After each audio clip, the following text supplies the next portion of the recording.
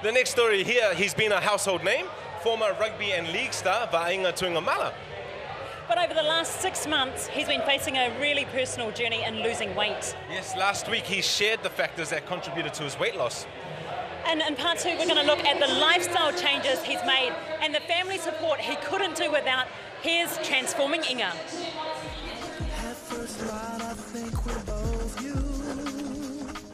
It's 6 a.m. on a Wednesday, and Inga Tuigamala is on a training run up One Tree Hill with sons Jordan, Vaisea and Salika. It's preparation for the triple thriller boxing fight on May the 22nd. The man with a big smile, a big heart, has had to overcome some big problems. I lost my confidence in myself. I lost a lot of self-belief in my decision making. When you're down, it's a terrible place to be, not just physically but mentally. David Tua has this great saying, if you get knocked down, it's not over as long as you get up and go again. And it's definitely not over unless you stay down. Somehow I managed to find enough energy to pull myself together, because at the end of the day, all you got is your family. And I look back now and I'm so grateful that Daphne and my children never gave up on me. Hallie. Inga sought assistance from a good friend, the man who helped David Tua shed 50 kilograms. Lee Perori was probably still is the #1 trainer in New Zealand. I loved his approach about informing. The first thing he said to me, well, do you know where you are? And I kind of ummed and ha and I guessed my way. He goes, well, no, I need those blood tests done. And it wasn't just a normal blood test, it was the full shebang. Inga always comes in with a smile, but you got to see past that. And we just got to cut to the chase and say, look, what are you here for? And we talk about it and be really honest. Before Inga started training, he couldn't do some basic things.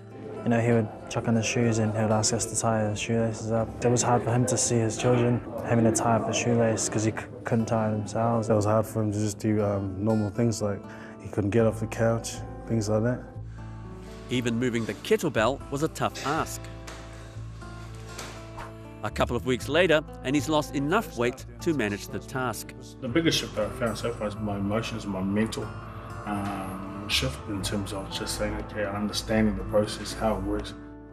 The blood test revealed that my liver and my kidneys were inflamed quite badly. Things like cholesterol, prostate cancer, they were in the red.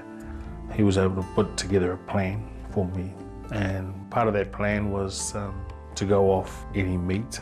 And I said to Lee, you can't do that to me. I was born to eat meat.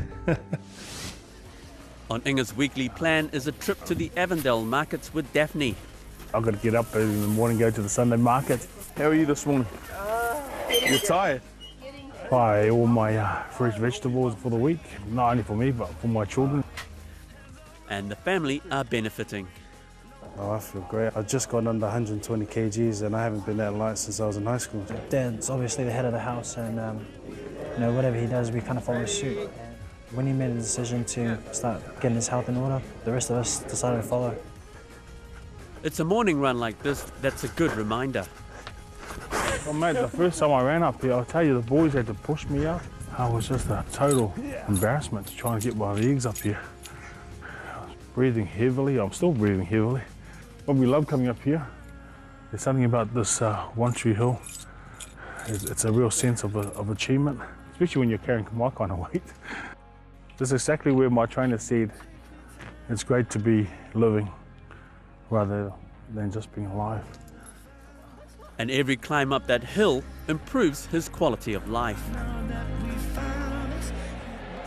Incredible stuff, Inga. And we'll catch up with Inga in a couple of weeks on the eve of the fight.